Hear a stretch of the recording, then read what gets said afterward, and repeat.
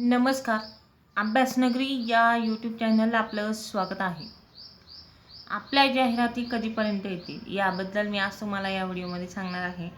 कालच आपल्या परीक्षा परिषदेचे जे काही आयुक्त आहेत त्या आयुक्त नाशिक येथे येवला येथे एका कार्यक्रमामध्ये त्यांनी सांगितलं की ज्या काही जाहिराती आहेत त्या अपलोड करण्यासाठी 25 तारखेपर्यंतचा वेळ शिक्षण अधिकाऱ्यांना दिलेला आहे. म्हणजे जे काही जिल्हावाईज शिक्षण अधिकारी आहेत, शिक्षण अधिकारी, त्यांना वेळ दिलेला आहे. तर आपल्या जाहिराती आपल्याला किती तारखेपर्यंत बघायला मिळतील?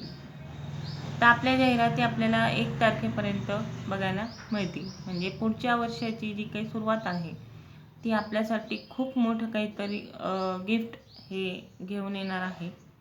तर 25 तारखेपर्यंत म्हणजे फार तर 26-27 पर्यंत आपण धरूया.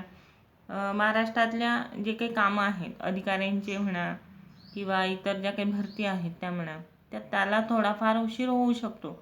मग आपण फार तर 1 तारखेपर्यंत वाट बघूया.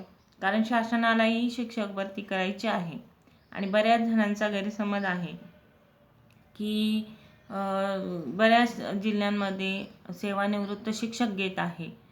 पण मला असं वाटतं की ज्या काही शहरालगतच्या शाळा आहेत, तालुका म्हणा किंवा जिल्हा, जे काही प्रॉपर गाव असतं.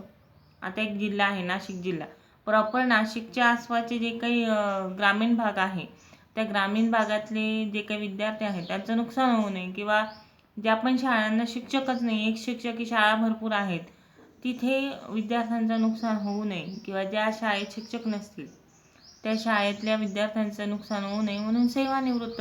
आपली नियुक्ती आपल्याला कधीपर्यंत मिळू शकते हा पण एक मोठा प्रश्न आहे. तर फार तर फेब्रुवारीच्या शेवटी आपल्याला नियुक्ती मिळू शकते.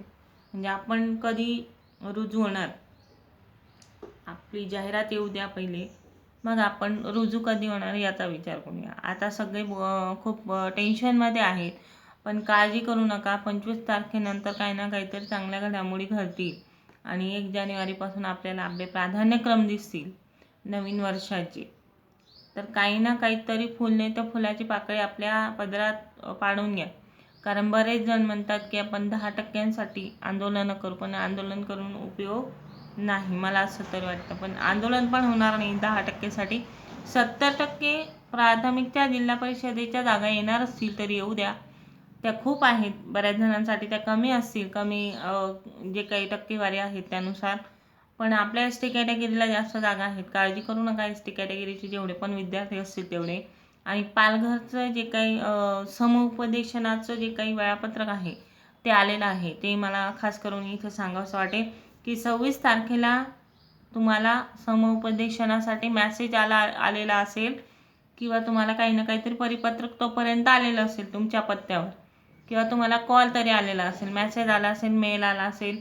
तर तुम्ही समुपदेशनासाठी जे विद्यार्थी बाकी आहेत की ज्यांनी जात वैधता प्रमाणपत्र आमच्याकडे नाही म्हणून तात्पुरत्या स्वरूपात पात्र झालेले विद्यार्थी जे असतील, किंवा ज्यांना पण समुपदेशनासाठी बोलवलेलं असेल, त्या विद्यार्थ्यांनी 26 तारखेला पालघरच्या जिल्हाधिकारी शिक्षणाधिकारी ऑफिसला भेट द्या. तुमचं जे काही कागदपत्र दाखवायचं बाकी असेल ते तुम्ही नक्कीच दाखवा.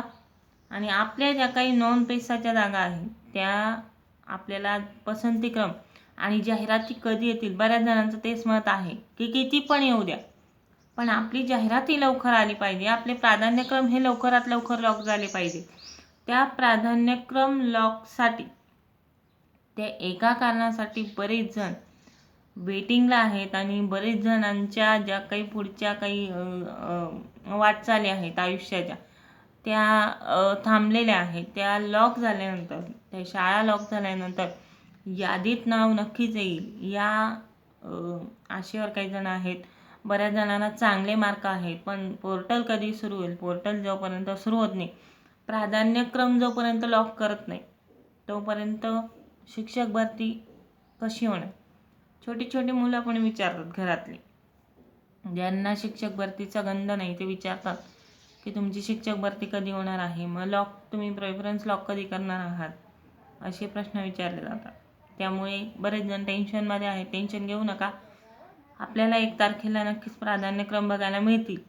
25 पर्यंत जाहिराती अपलोड करायला लावलेल्या आहेत. मला वाटतं की 2-3 दिवशी नक्कीच होईल. आणि आंतरजिल्हा बदलीला आज काही ना काहीतरी आपल्याला चांगली बातमी मिळेल. तर यादी पण आपल्याला बघायला मिळेल सोमवारपर्यंत. तर व्हिडिओ आवडल्यास लाईक आणि सबस्क्राईब करायला विसरू नका. धन्यवाद.